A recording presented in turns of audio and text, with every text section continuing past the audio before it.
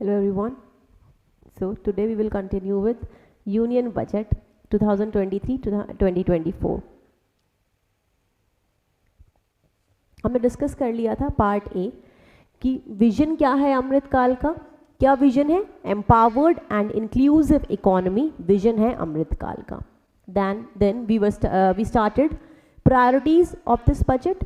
7 priorities हैं इस budget की. कितनी? जिसको हम कह रहे हैं सप्तऋषि. सप्तऋषि क्यों कह रहे हैं? बिकॉज कॉन्स्टलेशन की वजह से जो हमें गाइड कर रहा था पहले समय में, इस वजह से उसको नाम दिया गया है सप्तऋषि. जो कि ये 7 प्रायोरिटीज अभी हमें गाइड करेंगी टू रीच टूवर्ड इन अमृतकाल में हमें गाइड करेंगी टूवर्ड्स इंडिया एट 100. इसलिए उसको नाम दिया गया है सप्तऋषि. ये भी हमने डिस्कस कर लिया था. प्रायोरिटीज हम डिस्कस कर रहे थे. So let's continue with that.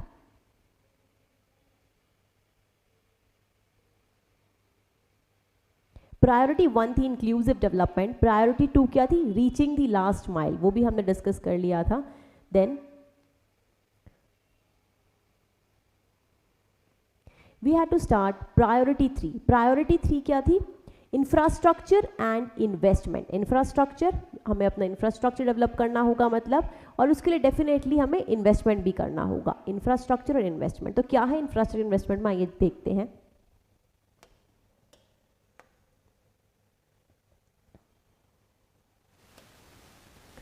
Increase हुआ है कैपिटल इन्वेस्टमेंट आउटले में, जो है इंक्रीज किया गया है. तो कैपिटल इन्वेस्टमेंट की अगर हम बात करें तो प्रेजेंट गवर्नमेंट का काफ़ी फोकस है कैपिटल एक्सपेंडिचर पर. क्या है? काफ़ी फोकस है प्रेजेंट गवर्नमेंट का. कैपिटल एक्सपेंडिचर में क्या क्या आता है ये आप मुझे बताएंगे. रोडवेज का डेवलपमेंट, रेलवेज का डेवलपमेंट, ये सब क्या है? इंफ्रास्ट्रक्चर का जो भी डेवलपमेंट, ये सब किस में आता है? कैपिटल एक्सपेंडिचर में आता है.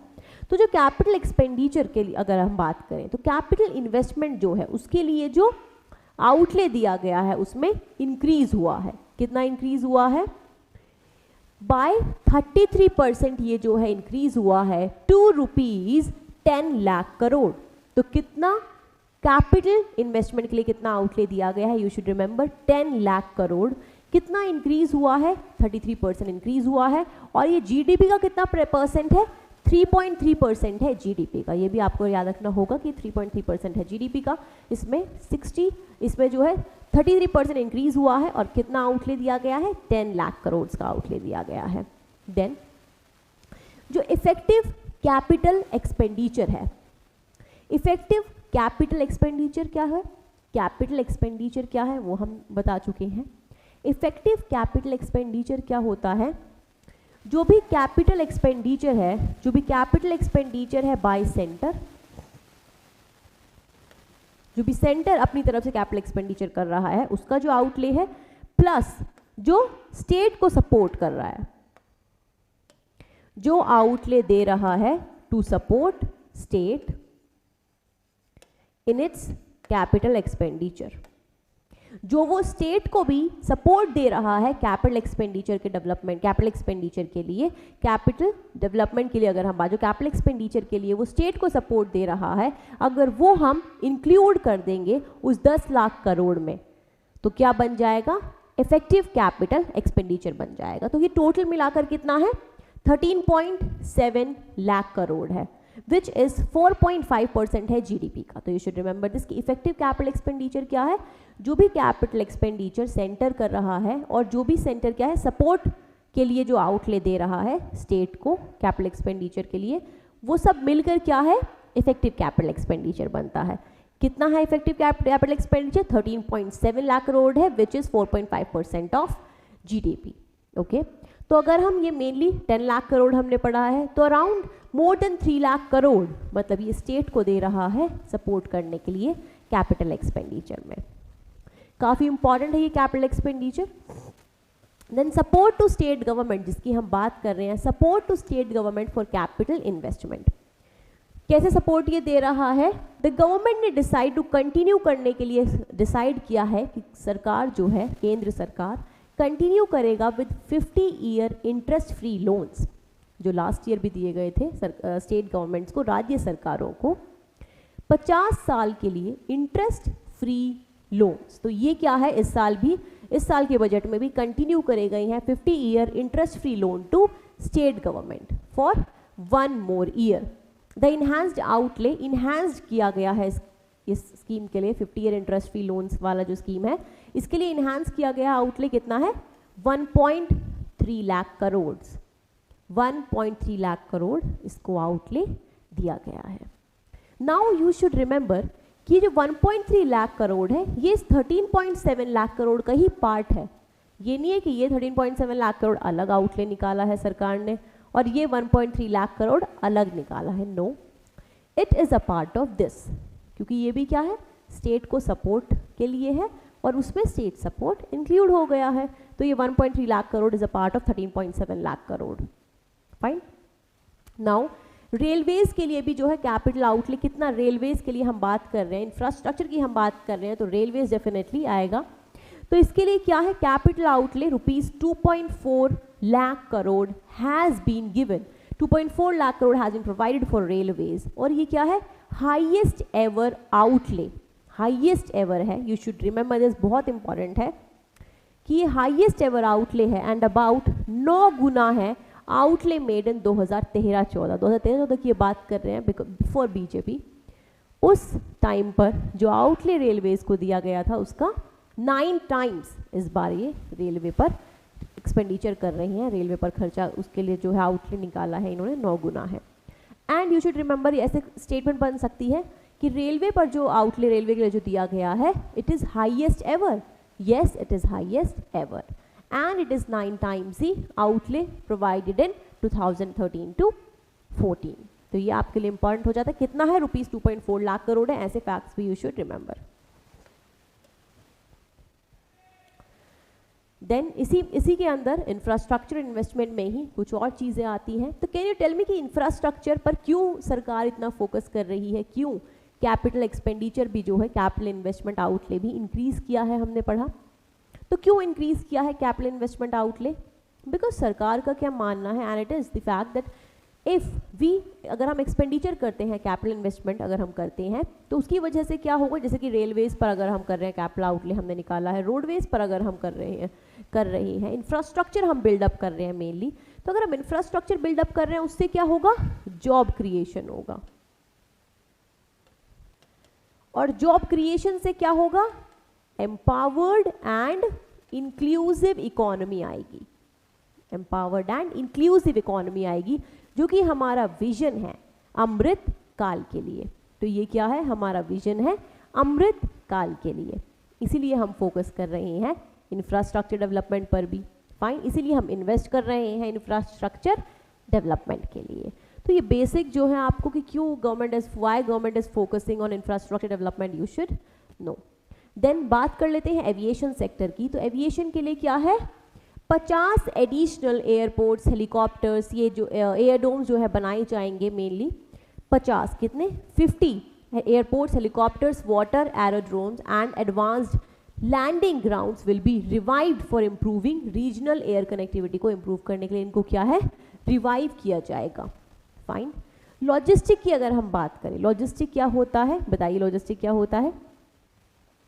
लॉजिस्टिक मेनली जो स्टोरेज करना, किसी स्टोरेज का जो स्टोरेज के लिए हम इंफ्रास्ट्रक्चर डेवलपमेंट करते हैं, ठीक है, ये सब क्या आता है? ट्रांसपोर्ट में भी हम इंक्लूड कर सकते हैं. ये सब क्या है? लॉजिस्टिक का पार्ट होता है.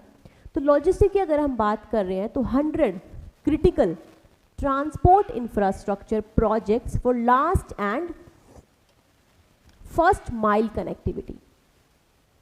Last and first mile connectivity क्या है? Last and first mile connectivity मतलब जहाँ से कोई भी गुड, कुछ भी जो है वहाँ जहाँ से प्रोड्यूस हो रहा है, प्लस जहाँ से प्रोड्यूस हो रहा है, एंड लास्ट माइल इज जहाँ पर वो डिस्ट्रीब्यूट किया जा रहा है. ठीक है, जहाँ तो लास्ट उस चीज़ को कनेक्ट करना. Last and first and last mile connectivity. For ports, coal, steel, fertilizer and food grain sectors have been identified and will be taken up on priority. तो ऐसे 100 क्रिटिकल इंफ्रास्ट्रक्चर को आइडेंटिफाई किया गया है जो कि last and first mile connectivity से regarding जो प्रोजेक्ट्स हैं उनको आइडेंटिफाई किया गया है और उनको प्रायोरिटी बेसिस पे लिया जाएगा. मतलब उन पर इन्वेस्टमेंट हम करेंगे प्रायोरिटी बेसिस पर लेकर. कितना इन्वेस्टमेंट हम करेंगे? रुपीज़ 75,000 करोड़. रुपीज़ 75 75,000 करोड़ हम उस पर जो है इन्वेस्टमेंट करेंगे मेनली। तो 75,000 करोड़ इन्वेस्टमेंट हम किस लिए कर रहे हैं, लॉजिस्टिक पर कर रहे हैं। अगर इंफ्रास्ट्रक्चर डेवलपमेंट के लिए गवर्नमेंट क्या कर रही है, क्या स्टेप ले रही है, तो ये सब जो स्टेप्स हैं आप उसमें इंक्लूड करेंगे। Definitely you will have to include aviation, railways, ठीक है, रोडवेज, ये सब जो है आपको उसमें लॉजिस्टिक इंक्लूड करना ही पड़ेगा। देन इंक्लूडिंग रुपीज 15,000 करोड़ जो है प्राइवेट सोर्सेज से आएगा, ठीक है, इसमें प्राइवेट सोर्सेज आएगा 15,000 करोड़ जो कि इंक्लूडेड है इन 75,000 करोड़। फाइन। अगर हम बात करें, पहले we should discuss about road, railways की ही अगर हम बात करें जो हम डिस्कस कर चुके हैं, तो रेलवेज पर जो गवर्नमेंट है मेनली कितना एक्सपेंडिचर उस पर कर रही है। ये एविएशन की हमने बता दिया कि 75,000 करोड़ इसके लिए लॉजिस्टिक के लिए लाया है। तो रेलवेज की अगर हम बात करें तो it is 2.4 lakh crore government ने आउटले दिया है रेलवेज के लिए। फाइन। एंड फॉर रोडवेज की अगर हम बात करें तो रुपीज 2.7 लाख करोड़ आउटले दिया गया है रोडवेज के लिए, ठीक है, उसके डेवलपमेंट के लिए। एनर्जी सेक्टर का भी डेवलपमेंट इंफ्रास्ट्रक्चर में आएगा, तो उसके लिए दिया गया है outlay rupees 1.9 lakh crore, rupees 1.9 lakh crore. तो ये कुछ फैक्ट्स हैं विच यू शुड रिमेंबर, ठीक है, फॉर योर एग्जाम। आप मेंस में भी इन सबको यूज कर सकते हैं एंड प्रीलिम्स के लिए तो पीसीएस के लिए you should definitely remember. So we have done this. Now moving on, urban infrastructure development fund. क्या है अर्बन इंफ्रास्ट्रक्चर डेवलपमेंट फंड? इसमें इससे आपको पता चल रहा होगा नाम से कि अर्बन इंफ्रास्ट्रक्चर, जो अर्बन एरियाज है, जो शहर है मेनली, उनका इंफ्रास्ट्रक्चर का डेवलपमेंट करना है, उसके लिए एक ये फंड है।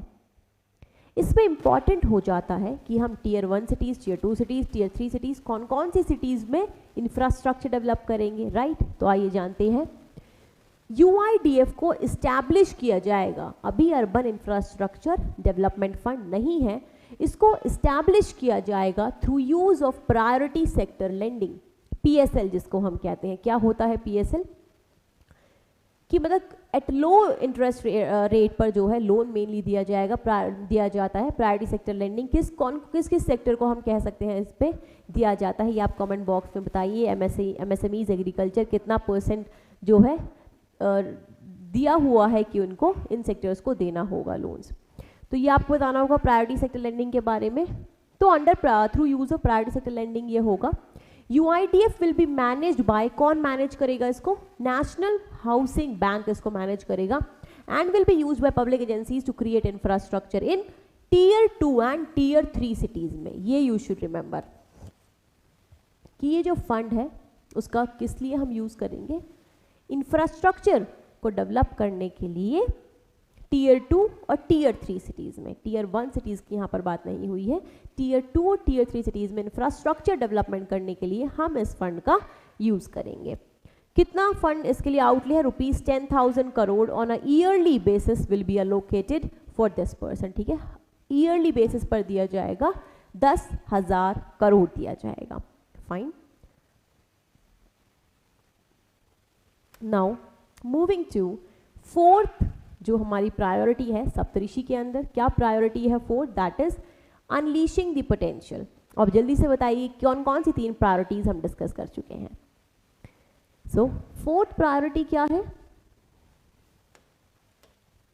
फोर्थ प्रायोरिटी है अनलीशिंग द पोटेंशियल। जो पोटेंशियल है, जो कैपेबिलिटी है भारत की और भारत के लोगों की, उसको हमें अनलीश करना है। दैट इज उसको सही, उसका एकदम उपयोग करना है, सही डायरेक्शन में उसका उपयोग करना है पोटेंशियल का। तो unleashing the potential. Also one more thing, if a question comes on inclusive development पर अगर क्वेश्चन आता है, इंक्लूसिव ग्रोथ पर अगर क्वेश्चन आता है मेंस में, then you will have to write जो भी हमने प्रायोरिटी 1 में जो पढ़ा है, ठीक है, इंक्लूसिव डेवलपमेंट है प्रायोरिटी 1, तो जो भी प्रायोरिटी 1 में हमने पढ़ा है, ये एग्रीकल्चर वाले पॉइंट्स, हेल्थ केयर वाले पॉइंट्स, एजुकेशन वाले पॉइंट्स, ये भी you will have to write. And priority 2 वाले जो पॉइंट्स हैं, ये you be these points also you will have to write in your answer. Inclusive growth में ये पॉइंट्स भी क्या हैं? रिलेटेड है इंक्लूसिव ग्रोथ से। PUTG डेवलपमेंट मिशन, ये सब obviously they're part of inclusive growth हमने डिस्कस किया। तो in that answer you will have to write both the priorities, जो भी पॉलिसीज जो भी प्रपोजल्स हैं बजट में वो आपको लिखने होंगे। सो प्रायोरिटी 4 की हम बात कर रहे हैं, अनलीशिंग द पोटेंशियल। इसमें क्या है, रिड्यूस कर दिया है कंप्लायंसेस को एंड जन विश्वास बिल में जो भी चेंज है वो हम बताते हैं। कंप्लायंसेस मतलब जो भी रूल्स वगैरह हैं जो हमें फॉलो करने होते हैं। कंप्लायंसेस क्या होते हैं, जो भी रूल्स एंड रेगुलेशंस जो होते हैं जो हमें फॉलो करने होते हैं, तो उनको क्या है घटा दिया गया है। टू इनहैंस, किस लिए, ईज ऑफ डूइंग बिजनेस को इन्हांस करने के लिए, बढ़ाने के लिए, जिससे कि जो मेनली हम कह सकते हैं कि फॉरेन जो कंपनीज़ हैं वो भी ज़्यादा इन्वेस्टमेंट हो, वो ज़्यादा यहाँ पर क्या है इंफ्रास्ट्रक्चर डेवलपमेंट करें, अपनी कंपनीज़ यहाँ पर सेटअप करें, तो उनको कुछ रूल्स फॉलो करने होते हैं, एक तरीका होता है उनको यहाँ पर इन्वेस्टमेंट करने का। जो कंप्लायंस जो है उसको रिड्यूस कर दिया गया है। कैसे, मोर देन 39,000 जो कंप्लायंसेस हैं हैव बीन रिड्यूस्ड, उनको जो है रिड्यूस कर दिया गया है। एंड मोर देन 3400 जो लीगल प्रोविजंस हैं उनको डीक्रिमिनलाइज कर दिया गया है। What is decriminalisation? डीक्रिमिनलाइज मतलब जो भी हम उसको जो कुछ लीगल प्रोविजंस थे जिनको हम ट्रीट करते थे एज क्रिमिनल ऑफेंसेस, ठीक है, उनको अब क्या है क्रिमिनल ऑफेंस हम नहीं मानेंगे, उनको सिविल लॉ की तरह हम उसमें ट्रीट करेंगे। तो आपको क्या है अभी जेल नहीं होगी मेनली उसके लिए, but you will still have to give the fine for that. आपको अभी भी फाइन देना होगा इन लीगल प्रोविजंस के लिए जिनको हम कह रहे हैं कि इनको डीक्रिमिनलाइज कर दिया गया है, लेकिन आपको क्या है अभी जेल नहीं होगी उस चीज़ के लिए, but you will still have to give fine for that. तो उनको डीक्रिमिनलाइज कर दिया गया है। 3400 legal provisions have been decriminalised and 39,000 compliances जो है रिड्यूस कर दिया गया है। To further the trust based governance, trust based governance को फर्दर करने के लिए, उसको स्ट्रेंथन करने के लिए हम कह सकते हैं। ट्रस्ट बेस्ड गवर्नेंस क्या है, वो गवर्नेंस जिस पर लोगों का ट्रस्ट हो, ठीक है। तो ट्रस्ट बेस्ड गवर्नेंस को स्ट्रेंथन करने के लिए गवर्नमेंट ने इंट्रोड्यूस करा है जन विश्वास बिल। जन विश्वास वही कि लोगों का विश्वास हो, ट्रस्ट हो, तो जन विश्वास बिल जो है इंट्रोड्यूस किया टू अमेंड 42 सेंट्रल एक्ट्स को अमेंड करने के लिए। फाइन, तो ये सब ये इंपॉर्टेंट है। अनलीशिंग द पोटेंशियल, पोटेंशियल कैसे हम इससे अनलीश कर सकते हैं पोटेंशियल को, अगर हम कंप्लायंसेस कम कर देंगे, ठीक है, जो भी रूल्स हैं जो फॉलो करने होते हैं, जो भी एक तरीका होता है उनको फॉलो करने का, अगर एक कॉम्प्लेक्स प्रोसेस मेनली होता है कुछ भी यहाँ पर क्या है इन्वेस्टमेंट लाने का, तो उसको क्या है अगर हम रिड्यूस कर देंगे उस कॉम्प्लेक्स प्रोसेस को, हम एक सिंपल प्रोसेस बना देंगे, तो ज़्यादा इन्वेस्टमेंट होगा हमारी कंट्री में, तो क्या है हम अनलीश कर सकते हैं पोटेंशियल भारत का। Then centre of excellence for artificial intelligence to realise the vision of make AI in India and make AI work for India. India में, भारत में आर्टिफिशियल इंटेलिजेंस को, मेक इन इंडिया आपने सुना होगा, and but this is make artificial intelligence in India and make artificial intelligence work for India, कि artificial intelligence जो है भारत के लिए काम करे, भारत के बढ़ोतरी के लिए काम करे। 3 सेंटर्स ऑफ एक्सीलेंस जो है आर्टिफिशियल, कितने, ये आपको याद रखना होगा कि 3 सेंटर ऑफ एक्सीलेंस जो है फॉर आर्टिफिशियल इंटेलिजेंस सेटअप किए जाएंगे। कहाँ पर, जो टॉप एजुकेशनल इंस्टीट्यूट्स हैं वहाँ पर 3 सेंटर ऑफ एक्सीलेंस, जो सेंटर ऑफ एक्सीलेंस है वो for artificial intelligence will be set up. Then national data governance policy, national data governance policy जो लाई जाएगी, नेशनल मतलब कि केंद्र लेवल पर, कोई यूनियन लेवल पर ये चीज़ है नेशनल डेटा गवर्नेंस पॉलिसी, एक पॉलिसी है मतलब एक फ्रेमवर्क इसमें प्रोवाइड करेंगे। डेटा गवर्नेंस, डेटा सब चीज़ अभी डिजिटल चल रही है, तो डेटा गवर्नेंस जो है हमें डिजिटली भी जो है गवर्नेंस प्रोवाइड करनी होगी, और उसके लिए ये जो है पॉलिसी की हम बात कर रही हैं। किस लिए है ये, to facilitate innovation and research by startups and academia, जिससे कि जो इनोवेशन और रिसर्च है बाय स्टार्टअप्स एंड अकेडमिया, जो अकेडमिक इंस्टीट्यूशंस हैं उसमें, उसको हम इन्हांस कर सकें, इसके लिए नेशनल डेटा गवर्नेंस पॉलिसी जो है लॉन्च की जाएगी। स्टार्टअप्स की अगर हम बात करें तो स्टार्टअप्स पर भी गवर्नमेंट काफ़ी फोकस कर रही है, स्टार्टअप्स पर इंडिया फोकस कर रही है, ठीक है। आप मुझे बताएंगे कि we know that India is the 3rd largest startup ecosystem, India, Bharat है, भारत क्या है 3rd लार्जेस्ट स्टार्टअप इकोसिस्टम है, सो डेफिनेटली हम कोशिश करेंगे कि हम लार्जेस्ट स्टार्टअप इकोसिस्टम बन पाए। फाइन, तो third largest startup ecosystem India भी है। देन इसी में ही अनलीशिंग द पोटेंशियल में ही कुछ और पॉइंट्स हैं। एंटिटी डिजीलॉकर, एंटिटी डिजीलॉकर जो है सेटअप किया जाएगा। डिजीलॉकर आप सभी ने सुना होगा, हम सब यूज़ करते हैं अपनी डॉक्यूमेंट्स के लिए, नॉर्मली स्कूल की डॉक्यूमेंट्स के लिए। अगर आपको 12th वगैरह के अपने वो चाहिए तो वहाँ पर digitally you can get these documents. Also like your Aadhaar card, ये सब भी क्या है आप वहाँ से ले सकते हैं। ये क्या है, एंटिटी डिजीलॉकर क्या है, will be setup for use by MSMEs, large business and charitable trust के लिए। किसके लिए?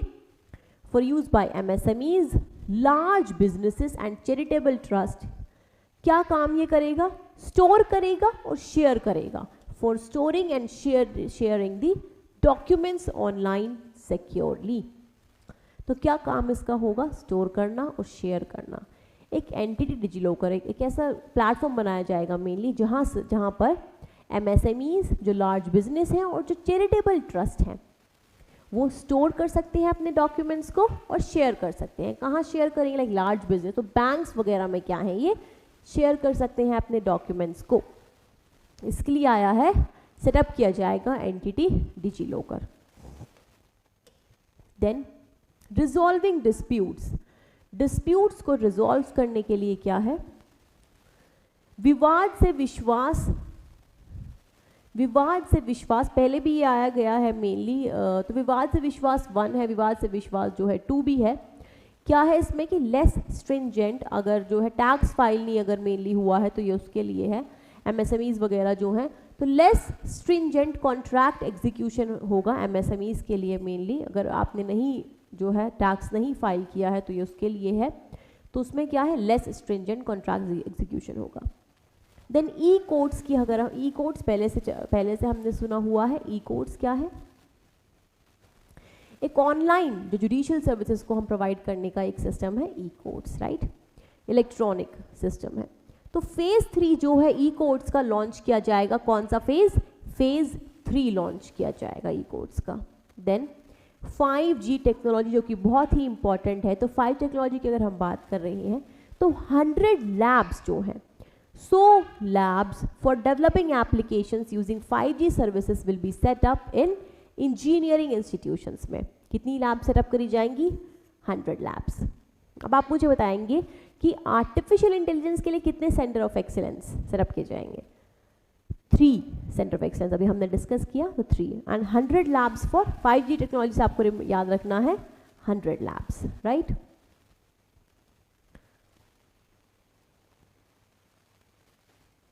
अब हम आते हैं 5th प्रायोरिटी पर। क्या है 5th प्रायोरिटी? ग्रीन ग्रोथ, हरित ग्रोथ। ग्रीन ग्रोथ जो है अभी मेनली फोकस में है गवर्नमेंट के। वाई?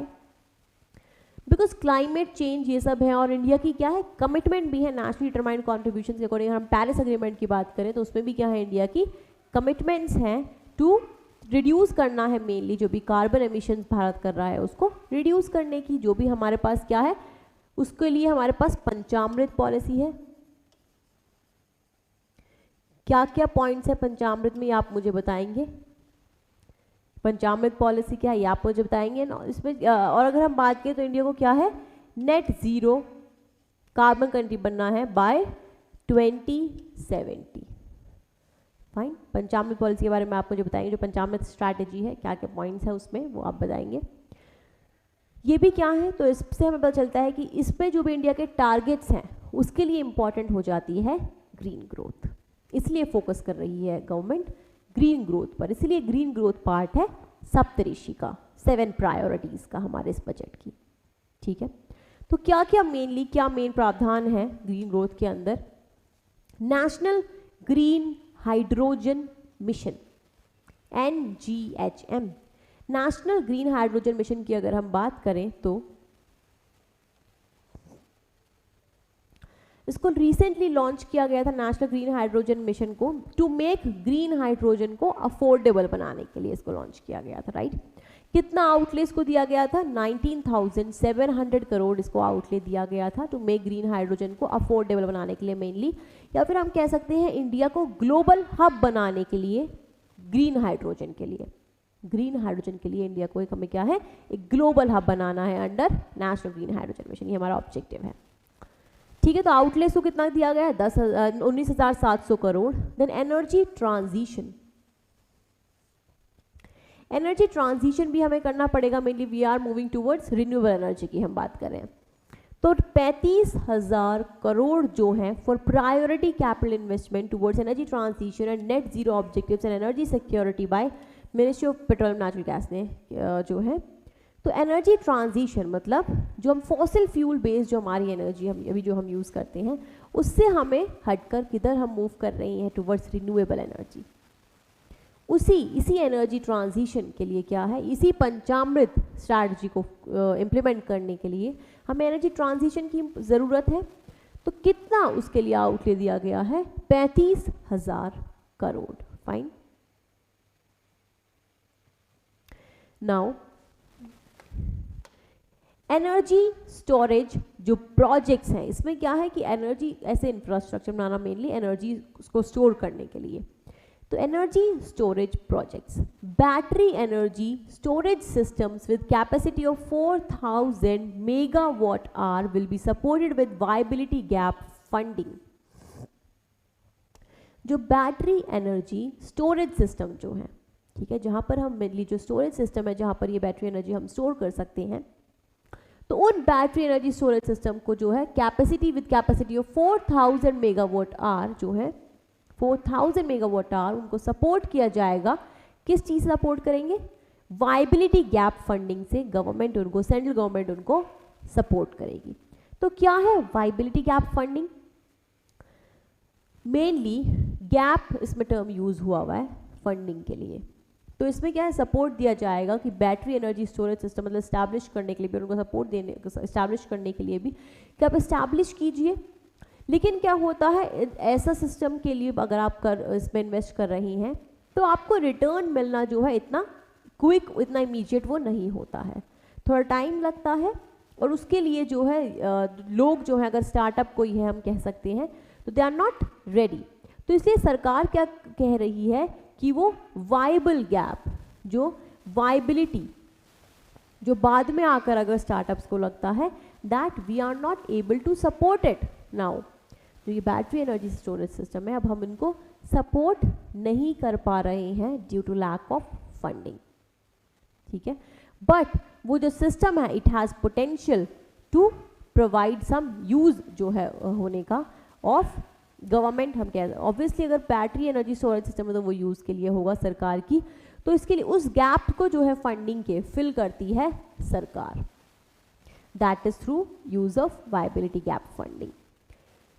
फिर नेक्स्ट पॉइंट इज इसी के अंदर ₹20,700 करोड़ सेंट्रल सपोर्ट कितना है इसमें 8,300 crore for inter state transmission system for evacuation and grid integration of 13 gigawatt renewable energy from Ladakh से मध्य प्रदेश। क्या है ये? Mainly inter state transmission system की यहाँ पर बात हो रही है। इंटर स्टेट, एक स्टेट से दूसरे स्टेट में ट्रांसमिशन सिस्टम, किस चीज़ का ट्रांसमिशन? एनर्जी का। For evacuation and grid integration, integrate करना है जो ग्रिड सिस्टम है, और इवैक्यूएशन के लिए of 13 gigawatt renewable energy. Renewable energy को जो है इंटर स्टेट ट्रांसमिशन के लिए है ये फ्रॉम लद्दाख से मध्य प्रदेश। इसके लिए 20,700 करोड़ जो है उसके हम इन्होंने दिया है प्रोविजन। सेंट्रल सपोर्ट इसमें कितना दिया जाएगा? 8,300 करोड़ दिया जाएगा। बचा हुआ कौन देगा? डेफिनेटली ये क्या है, इंटर स्टेट है, डिफरेंट स्टेट के बीच में ये ट्रांसमिशन सिस्टम होगा, तो स्टेट्स जो हैं इसमें इन्वेस्ट करेंगे। प्रायोरिटी 5 ये हमारी ग्रीन ग्रोथ के अंदर ही और क्या क्या प्रोविजंस, जो क्या क्या प्रपोजल्स यूनियन बजट में हैं उसकी बात कर लेते हैं। भारतीय प्राकृतिक खेती बायो इनपुट रिसोर्स सेंटर। भारतीय प्राकृतिक खेती बायो इनपुट रिसोर्स सेंटर। इसको आप एग्रीकल्चर के अंडर भी जब आप लिखेंगे पॉइंट, तो इसको आप एग्रीकल्चर के अंडर भी क्या है लिख सकते हैं। इसमें क्या है, over the next 3 years centre facilitate करेगा 1 करोड़ फार्मर्स, ठीक है, कितने फार्मर्स, 1 करोड़ फार्मर्स को टू अडॉप्ट नेचुरल फार्मिंग, की वो अडॉप्ट करें नेचुरल फार्मिंग।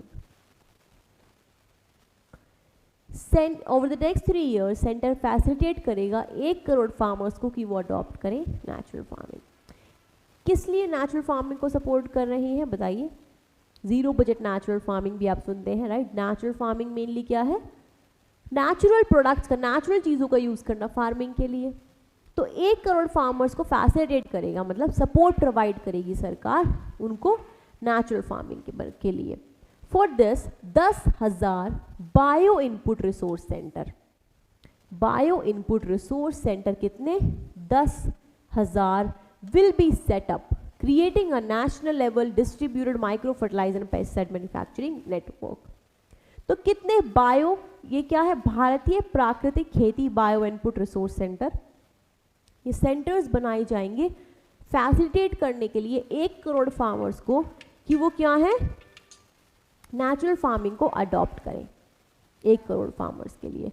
और कितने ऐसे बायो इनपुट रिसोर्स सेंटर बनाए जाएंगे, 10,000 बायो इनपुट रिसोर्स सेंटर, जहां पर जो बायोलॉजी, जो बायो इनपुट्स, कैसे इनपुट्स यूज किए जाएंगे उस फार्मिंग में, बायोलॉजिकल, ठीक है, नेचुरल इनपुट जो है यूज किए जाएंगे उन रिसोर्स सेंटर्स में। वहां पर क्या है, फैसिलिटेट किया जाएगा फार्मर्स को इसके लिए। कुछ और भी प्रोविजंस हैं, प्रपोजल्स हैं फॉर ग्रीन ग्रोथ, उनको भी जान लेते हैं। Green credit programme to be launched to incentivise the substantial actions. Green credit programme, green credit programme में क्या है, क्रेडिट क्या होता है पहले तो आप बताइए। क्रेडिट मतलब लोन मेनली, तो ग्रीन क्रेडिट प्रोग्राम है जिसके अंतर्गत लोन दिया जाएगा, क्रेडिट दिया जाएगा। किस लिए, मेनली जो ग्रीन प्रोजेक्ट्स हैं, जो सस्टेनेबल प्रोजेक्ट्स हैं, उनको सपोर्ट करने के लिए, ठीक है। तो ग्रीन क्रेडिट प्रोग्राम्स में क्या होगा, ग्रीन प्रोजेक्ट, सस्टेनेबल प्रोजेक्ट्स हैं, उनको सपोर्ट करने के लिए क्रेडिट विल बी प्रोवाइडेड।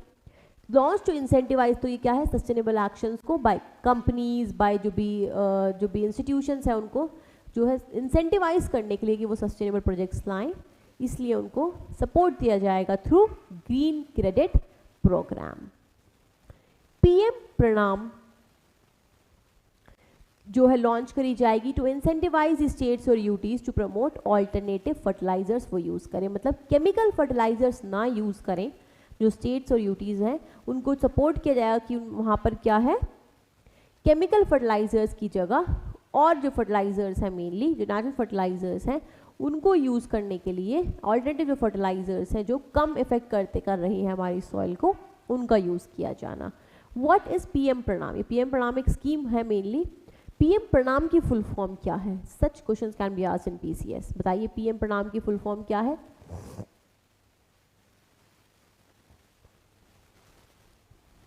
ये न्यूज़पेपर में आपने कई बार सुना होगा।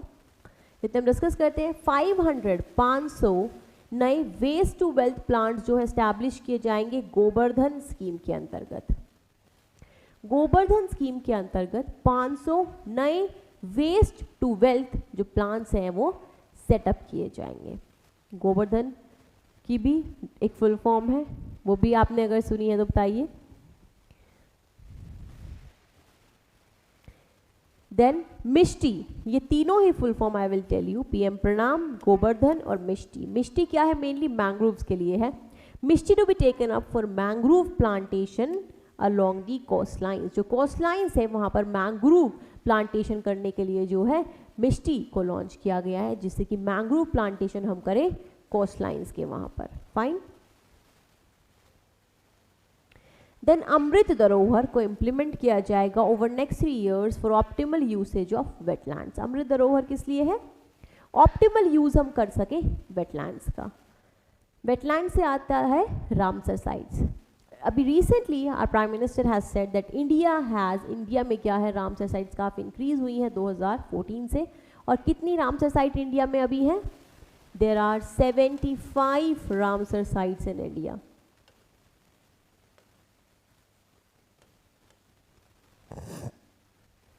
ठीक है, कितनी रामसर साइट भारत में है? 75 रामसर साइट्स इंडिया में है, जो कि 2014 से काफी इंक्रीज हुआ है. फाइन. पीएम प्रणाम की फुल फॉर्म के लिए I have told you, and Govardhan की एंड मिष्टी के लिए. पीएम प्रणाम क्या है? Pradhanmantri programme for restoration, awareness, nourishment and amelioration of mother earth. Pradhanmantri programme for restoration, awareness, nourishment and amelioration of mother earth. Then Govardhan, गोबर की भी फुल फॉर्म है. गोबर की फुल फॉर्म क्या है? Galvanising organic bio agro resources. Fine. Galvanising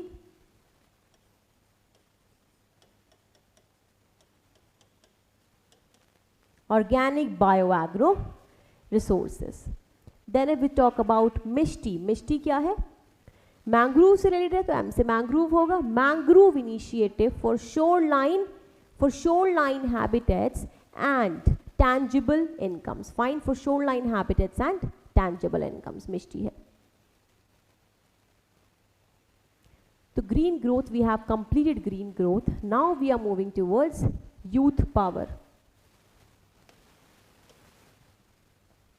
youth पर इस बजट में, यूनियन बजट 2023-24 में यूथ पर काफ़ी फोकस है. हमने शुरुआत में ही बात करी है कि यूथ पर जो है सरकार फोकस कर रही है. तो यूथ पावर भी क्या है? जो यूथ की शक्ति है उस पर फोकस करना mainly, because we have demographic dividend India में है इस टाइम पर. पॉपुलेशन की अगर हम बात करें तो डेमोग्राफिक डिविडेंड इंडिया में है, और उसका सही इस्तेमाल करना इज़ वेरी असेंशियल. बहुत ही ज़्यादा इंपॉर्टेंट है इंडिया के लिए डेमोग्राफिक डिविडेंड का सही डायरेक्शन में यूज़ करना. That is why government is focusing on youth power. इसलिए यूथ पावर जो है पार्ट है सप्तऋषि का. यूथ पावर एम्पावर, इसमें क्या है? हम एम्पावर करेंगे अमृत पीढ़ी को. अब इस अमृत काल में जो यूथ होगा वो क्या है? अमृत पीढ़ी बुलाया जा रहा है उनको. तो कैसे हम एम्पावर कर सकते हैं अमृत पीढ़ी को? On job training. इसमें क्या है? प्रधानमंत्री कौशल विकास योजना 4.0, इसका जो 4th फेज है हम कह सकते हैं, उसको लॉन्च किया गया. प्रधानमंत्री कौशल विकास योजना, पीएम के प्रधानमंत्री कौशल विकास योजना का 4.0. इसमें क्या है? On job training, skill development होगा. मेनली यूथ का स्किल डेवलपमेंट किया जाएगा, उनको ट्रेनिंग प्रोवाइड करी जाएगी.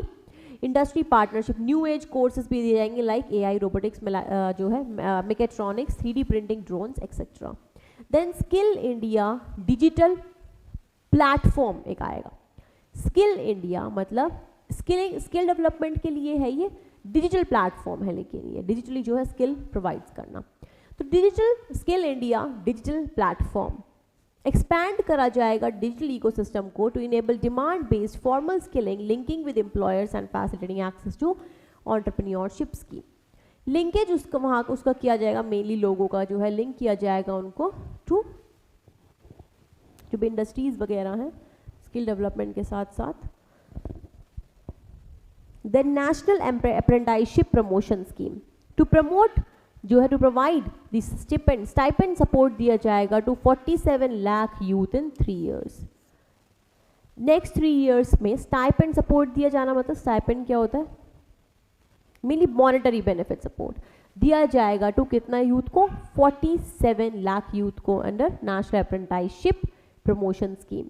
देन बूस्टिंग, तो ये सब अगर यूथ के लिए आप या फिर डेमोग्राफिक डिविडेंड का सही यूज करने के लिए अगर कुछ भी स्टेप्स आर आस्क्ड, तो you will have tried all these steps. Then boosting tourism, tourism को बूस्ट करने के लिए 50 डेस्टिनेशंस जो हैं to be selected and developed as complete package for domestic and foreign tourist के, उनको डेवलप करने के लिए 50 डेस्टिनेशंस. टूरिज्म का हमने स्टार्ट में ही पढ़ा है कि फोकस एरिया है सरकार का टूरिज्म का प्रमोशन करना एज मिशन मोड. ठीक है, उसी के लिए 50 डेस्टिनेशन को सिलेक्ट किया जाएगा और उनको डेवलप किया जाएगा. Setting up of unity malls in state Capitals, और ये जो हम 50 डेस्टिनेशंस की बात कर रहे हैं ये मेनली क्या है? ऐसा नहीं है कि जो टूरिस्ट डेस्टिनेशंस ऑलरेडी हैं, तो ये डेस्टिनेशंस होगी मेनली विलेज एरियाज के पास हो सकती हैं. ठीक है.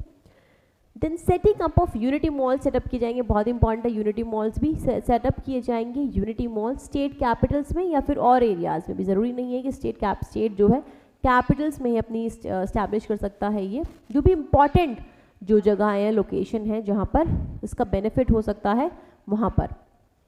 For promotion and sale of one district one product, GI and handicraft products के लिए यूनिटी मॉल्स क्या होंगे, मॉल्स बना देंगे, मॉल सेट बना देंगे, जहाँ किस लिए, वहाँ पर क्या होगा, प्रमोशन के लिए mainly of one district one product.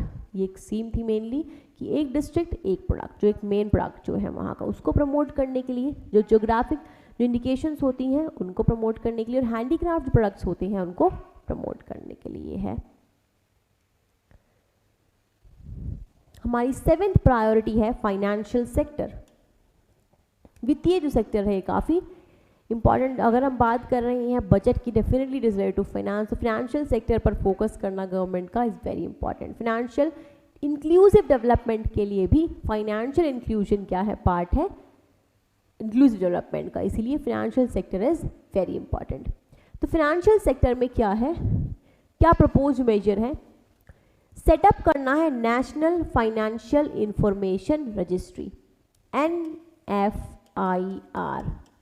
National financial information registry. एक रजिस्ट्री मेनली सेटअप करी जाएगी जो कि नेशनल लेवल पर होगी फाइनेंशियल इंफॉर्मेशन के रिगार्डिंग। टू फैसिलिटेट करने के लिए ही एफिशिएंट क्रेडिट फ्लो, प्रमोट करेगा फाइनेंशियल इंक्लूजन जिसकी मैंने अभी बात करी, एंड फोस्टर करेगा फाइनेंशियल स्टेबिलिटी को। तो क्या होगा, ये नेशनल फाइनेंशियल इंफॉर्मेशन रजिस्ट्री होगी जहां से लोग क्या है, फाइनेंशियल इंफॉर्मेशन जो है ले सकते हैं। तो फाइनेंशियल एजुकेशन, फाइनेंशियल लिटरेसी में भी ये क्या है, हेल्प करेगा। सेटअप किया जाएगा central data processing centre for faster handling of administrative work under the companies act. Central data processing centres जो है सेटअप किए जाएंगे। क्रेडिट गारंटी फॉर MSMEs, ये भी कुछ नई नहीं है, पहले ही है, पहले से है क्रेडिट गारंटी फॉर MSMEs। तो 9,000 करोड़ इन्फ्यूजन किया गया है इन कॉर्पस फ्रॉम 1 अप्रैल 2023 से, 9,000 करोड़ ये आपको रखना है। इसमें क्या है, क्रेडिट गारंटी दी जाती है MSMEs के लिए, मेनली क्रेडिट सपोर्ट दिया जाता है। क्रेडिट क्या होता है ये हम डिस्कस कर चुके हैं। देन महिला सम्मान बचत पत्र, महिला है तो ये विमेन के लिए होगा।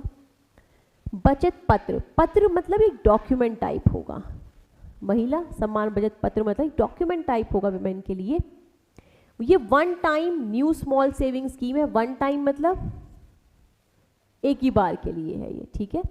One time new small saving scheme है ये फॉर 2 ईयर पीरियड, 2 साल के पीरियड के लिए है, मतलब 2025 तक, 2023 अभी है, 2025 तक के लिए ये है, 2 ईयर पीरियड के लिए। कितनी डिपॉजिट फैसिलिटी इसमें प्रोवाइड करी जा रही है, up to ₹2 lakh for women. इसमें क्या है, महिला सम्मान बचत पत्र में क्या है, 2 लाख तक की जो है डिपॉजिट फैसिलिटी प्रोवाइड करी जाएगी विमेन को। ये वन टाइम सेविंग, ये वन टाइम स्कीम ही है, 2025 तक के लिए है, 2 ईयर पीरियड के लिए है। बेनिफिट सीनियर सिटीजन के लिए क्या क्या बेनिफिट है, इनहांस कर दिया है maximum deposit limit senior citizen के लिए जो सेविंग स्कीम के लिए में फ्रॉम 15 लाख से 30 लाख। तो अभी कितना मैक्सिमम डिपॉजिट लिमिट है सीनियर सिटीजन सेविंग स्कीम जो है उसके अंतर्गत 30 लाख तक डिपॉजिट कर सकते हैं। गिफ्ट IFSC, गिफ्ट IFSC क्या है, कहाँ पर है ये बताइए, international financial services centre, that is IFSC। Several initiatives to promote business activities जो है लाए गए हैं, कई सारे इनिशिएटिव्स लाए गए हैं to promote initiatives in GIFT IFS, जिससे कि बिजनेस एक्टिविटी को प्रमोट करा जाए गिफ्ट IFSC में, तो कई सारे इनिशिएटिव ऐसे लाए गए हैं। तो ये कुछ इनिशिएटिव्स हैं, कुछ प्रपोजल्स हैं फाइनेंशियल सेक्टर के regarding. Now moving toward fiscal management. क्या होता है fiscal management, we also have FRBM act भी आपने सुना होगा। फिस्कल मैनेजमेंट मेनली एक्सपेंडिचर्स और रिसीप्ट्स को जो है मैनेज करना, ठीक है, बोरोइंग्स को मैनेज करना, ये सब क्या होता है फिस्कल मैनेजमेंट में आता है। तो फाइनेंशियल सेक्टर अगर हम इसकी बात करें,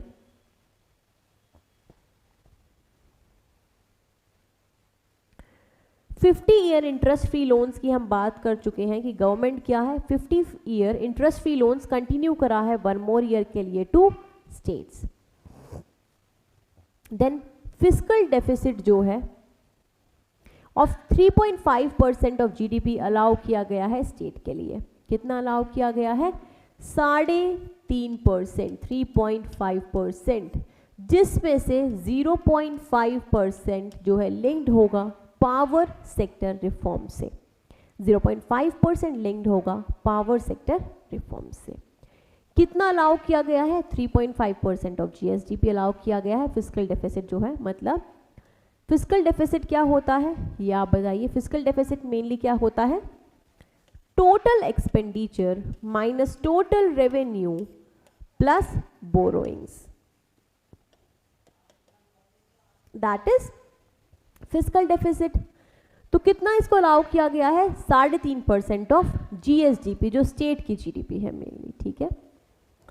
alright, then fiscal deficit for 2022-23, that is जो ये लास्ट ईयर जो अभी गया है, मेनली गया नहीं है, फाइनेंशियल ईयर ये भी खत्म नहीं हुआ है। इसका रिवाइज्ड एस्टीमेट कितना था कि 6.4% होगा। फाइन, तो 6.4% जो है रिवाइज एस्टिमेट से कितना है कि 6.4% होगा इस साल में 2023 तक जो है 2022-23 के लिए। कितना फिस्कल डेफिसिट बता रही है सरकार? रिवाइज एस्टिमेट कितना है? 6.4%। और 2023-24 अभी इस आने वाले साल के लिए क्या एस्टिमेट किया है इस बजट ने? 5.9% जो है टारगेट किया गया है। और एक और टारगेट है दैट इज 4.5% करना है फिस्कल डेफिसिट 2025-26 तक। कितना हमें फिस्कल डेफिसिट अपना पहुंचाना है? 2025-26 तक 4.5% होना चाहिए। क्या टारगेट्स हमारे हैं ये भी आप बता सकते हैं। अगर कोरोना वायरस से क्या है ये हमारे जो टारगेट्स है definitely they have changed, fine. Then this you should remember कि क्या हमारा है 3.5% स्टेट के लिए अलाउ करा गया है GSDP fiscal deficit. 6.4% budget estimate है ये वाला साल के 2023 पर जो खत्म होगा, और अगले साल के लिए 5.9% है, और 4.5% टारगेट है 2025-26 के लिए। नाउ बजट एस्टीमेट जो है 2023-24 ये वाला जो आने वाला साल है फाइनेंशियल ईयर, इसके लिए क्या क्या एस्टीमेट्स है बजट में? टोटल रिसीप्ट्स कितना होगा other than borrowing, you should remember, borrowings के अलावा 27 लाख करोड़। टोटल एक्सपेंडिचर कितना सरकार ने एस्टिमेट करा है इस साल में, आने वाले साल में? 45 लाख करोड़। फाइन, 27 लाख करोड़ और एक्सपेंडिचर कितना? 45 लाख करोड़। समझ रहे हैं आप कि रिसीप्ट्स टोटल कितना होगा बोरोइंग्स के अलावा मेनली? अराउंड 27 लाख करोड़ आप कह सकते हो, 27 लाख करोड़, लेकिन एक्सपेंडिचर 45 लाख करोड़ है जो कि काफी ज्यादा है रिसीप्ट से, राइट। तो टोटल एक्सपेंडिचर जो है हमारा ज्यादा है, is more than total receipts. क्या है ये बात कि total expenditure is more than total receipts. और इतना अगर हमें ज्यादा एक्सपेंडिचर करना है लेकिन रिसीप्ट कम है, तो उस गैप को हम कैसे फिल करेंगे? Through borrowing. That gap is filled through borrowings. Borrow करते हैं हम, लोन्स लेते हैं। फाइन, इंटरनेशनल इंस्टीट्यूशन से ले सकते हैं, बाहर की कंट्री से ले सकते हैं, अपने ही बैंक से ले सकते हैं। तो वो क्या है? बोरोइंग से हम फिल करते हैं इस गैप को। फाइन, और इसीलिए इसी को कहते हैं फिस्कल डेफिसिट। तो टोटल एक्सपेंडिचर 45 लाख करोड़ है, 27.2 लाख करोड़ है total receipts other than borrowings. Then net tax receipts कितना होगा? रिसीप्ट्स में यू मस्ट हैव डन कि टैक्स रिसीप्ट हो सकती है and also non tax receipt हो सकती हैं। तो नेट टैक्स रिसीप्ट कितना होगा? रुपीज, ये एस्टिमेट है दैट रुपीज 23.3 लाख करोड़, 23.3 लाख करोड़। तो you should remember 27.2 lakh crore, 45 lakh crore and 23.3 lakh crore. Fine, क्या ट्रेंड्स हैं डेफिसिट के, हम ये डिस्कस कर लेते हैं। क्या ट्रेंड्स हैं डेफिसिट में? कौन कौन से डेफिसिट हैं? Fiscal deficit, revenue deficit, primary deficit, effective revenue deficit, ये मेनली डेफिसिट हैं जो हम डिस्कस करेंगे। फिस्कल डेफिसिट मैंने आपको बताया है total expenditure minus total revenue plus borrowings. जो बोरोइंग्स मेनली हम कर रहे हैं, जो हमारा एक्सपेंडिचर ज़्यादा है रेवेन्यू से, टोटल रेवेन्यू से, उसको क्या है, हम गैप को फिल करते हैं बोरोइंग के थ्रू, उसी को हम फिस्कल डेफिसिट कहते हैं। रेवेन्यू डेफिसिट, रेवेन्यू डेफिसिट क्या है, सी रेवेन्यू एक्सपेंडिचर होता है और रेवेन्यू रिसीप्ट्स होती हैं। रेवेन्यू रिसीप्ट्स में टैक्स रिसीप्ट्स आती हैं और नॉन टैक्स रिसीप्ट्स आती हैं। अगर हम रिसीप्ट्स की बात करें तो रिसीप्ट्स में रेवेन्यू रिसीप्ट्स हो सकती हैं, कैपिटल रिसीप्ट्स हो सकती हैं। रेवेन्यू रिसीप्ट्स में टैक्स रिसीप्ट्स हो सकती हैं एंड नॉन टैक्स रिसीप्ट्स हो सकती हैं। फाइन, नॉन टैक्स रिसीप्ट्स में क्या हो आएगा, लाइक फीस। फाइन, ये सब चीज़ें क्या हैं, नॉन टैक्स रिसीप्ट्स में आती हैं। तो यू शुड रिमेंबर दिस। तो रेवेन्यू डेफिसिट क्या होता है, revenue expenditure minus revenue receipts, revenue expenditure minus revenue receipts. जैसे रिसीप्ट को हमने डिवाइड किया गया, रिसीट को हमने डिवाइड किया है रेवेन्यू रिसीट कैपिटल रिसीट में, वैसे ही एक्सपेंडिचर को भी हम डिवाइड करते हैं कैसे, रेवेन्यू एक्सपेंडिचर कैपिटल एक्सपेंडिचर में। फाइन, तो रेवेन्यू एक्सपेंडिचर में क्या आएगा बताइए, सैलरीज, पेंशन्स, ये सब जो है उसको हम वैसे कह सकते हैं कि developmental expenditure, non developmental expenditure, but वैसे हम आप इसको नहीं डिस्टिंग्विश करते लाइक दिस।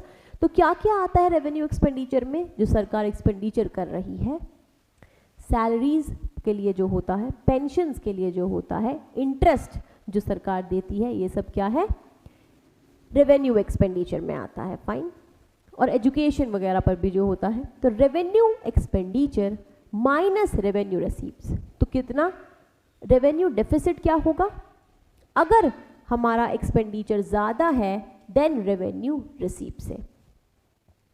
अगर इसको मिलाकर ये वाला जो रेवेन्यू रिसीप्ट्स है ये हमारा कम है और रेवेन्यू एक्सपेंडिचर ज़्यादा है। फाइन, तो इस गैप को हम फिल करते हैं। तो इसी को हम क्या कहते हैं, अगर हमारा एक्सपेंडिचर ज़्यादा है रेवेन्यू से, उसको तो क्या है, हमारा डेफिसिट होगा। अगर हमारा रेवेन्यू रिसीट्स जो है ज़्यादा होगा then revenue expenditure. Fine, revenue receipt अगर हमारा, रेवेन्यू रिसीप्ट हमारा अगर ज़्यादा होगा रेवेन्यू एक्सपेंडिचर से, तो क्या होगा, ये सरप्लस, ठीक है, सरप्लस होगा।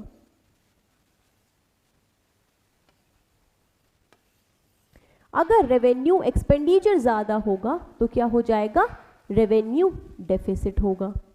तो कितना ज़्यादा है वो उतना ही हमारा रेवेन्यू डेफिसिट होगा। समझ में आया सबको, ठीक है। तो रेवेन्यू डेफिसिट का क्या ट्रेंड है, trend you should also remember कि इंक्रीज कर रहा है, डिक्रीज कर रहा है, ये भी आपको पता होना चाहिए। तो मेनली 2022-23 का जो रिवाइज एस्टिमेट है और 2023-24 का जो बजट एस्टिमेट है उस सब में डिक्रीज हुआ है। फाइन, ये सारा ट्रेंड आपको पता चलना चाहिए, because question can be asked like कि बजट डेफिसिट जो है 4-4 साल से डिक्रीज कर रहा है कंटिन्यूअसली, ऐसे स्टेटमेंट्स कैन बी आस्क्ड। तो ये सब एनालिसिस आपको करना आना चाहिए। फिस्कल डेफिसिट जो है मैंने बताया कि 6.4% रिवाइज एस्टिमेट का बताया गया है लास्ट ईयर का, एंड 5.9% कमिंग फाइनेंशियल ईयर का बताया गया है।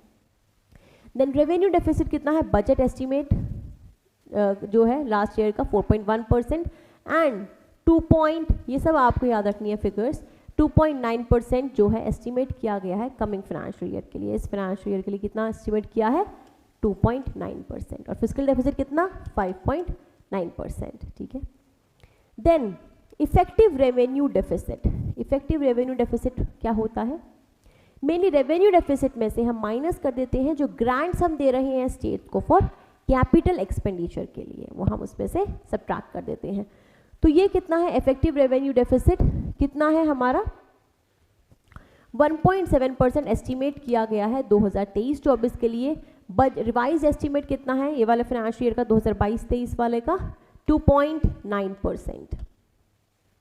2.9% जो है रिवाइज एस्टिमेट है कि 2022-23 का होगा, और 2000 जो आने वाला जो फाइनेंशियल ईयर है ये, इसका कितना एस्टिमेट किया गया है, 1.7%। फाइन, इसमें से हम कुछ माइनस कर रहे हैं तो ये आ रहा है, इसलिए इससे कम है। Then there is primary deficit, फिर क्या है, प्राइमरी डेफिसिट है। प्राइमरी डेफिसिट क्या होता है मेनली? सी प्राइमरी डेफिसिट का ट्रेंड आप पहले देख लीजिए कि ये सब जो है डिक्रीज कर रहे हैं, तो ये क्या है 2.3% है और ये 5.9% है। तो primary deficit is related to fiscal deficit. Fine, तो क्या है primary deficit is equals to fiscal deficit minus interest payment को जो है हम माइनस कर देते हैं, और तब जो हमारा डेफिसिट आता है उसको हम प्राइमरी डेफिसिट कहते हैं, राइट। तो हम व्हाट वी एक्सपेक्ट कि प्राइमरी डेफिसिट जो है हमारा ज़्यादा कम नहीं होना चाहिए, ज़्यादा कम नहीं होना चाहिए। फिस्कल डेफिसिट हम एक्सपेक्ट करते हैं कि हमारा कम होना चाहिए, रेवेन्यू डेफिसिट भी हमारा कम होना चाहिए, लेकिन प्राइमरी डेफिसिट हमारा इतना कम नहीं होना चाहिए। बिकॉज अगर इसका मतलब क्या है, अगर हमारा प्राइमरी डेफिसिट जो है उसका मतलब क्या होगा कि फिस्कल डेफिसिट का बहुत पार्ट जो है इंटरेस्ट पेमेंट्स में जा रहा है, फिस्कल डेफिसिट का बहुत पार्ट इंटरेस्ट पेमेंट में जा रहा है, इसका मतलब ये है। और इंटरेस्ट पेमेंट क्या है, रेवेन्यू एक्सपेंडिचर का पार्ट है। तो मतलब जो फिस्कल डेफिसिट है उसका काफी ज्यादा पोर्शन जो है रेवेन्यू डेफिसिट है, और उसका क्या मतलब है कि सरकार को जो है अपने रेवेन्यू एक्सपेंडिचर क्या होता है, जो मेनली कॉमन खर्चा करने के लिए अपनी डे टू डे जो एक्सपेंडिचर होता है वो रेवेन्यू एक्सपेंडिचर में आता है। तो डे टू डे एक्सपेंडिचर भी सरकार नहीं कर पा रही है, उसमें भी डेफिसिट हो रहा है, उसके लिए भी बोरो करना पड़ रहा है। फाइन, तो ये कितना है प्राइमरी डेफिसिट, बजट एस्टिमेट है ऑफ 2022 से इसका 4.1% and 2.9% of 2023। So you should remember 5.9%, 2.9%, 2.3%, 1.7%. I hope this is clear with you all. So in next video we will start with part B. काफ़ी इंटरेस्टिंग है वो भी, because part B में क्या है, क्या पॉलिसीज़ है, क्या एक्शंस जो है, तो क्या मेनली पॉलिसीज़ हैं और उनका क्या इम्पैक्ट है, और इसमें टैक्सेशन सिस्टम भी आएगा जिसमें थोड़ा चेंज लाई है हमारी वित्तीय मंत्री Nirmala Sitharaman. That is it is definitely very interesting. तो नेक्स्ट वीडियो आप देखिए। सो ending with part A. Thank you so much.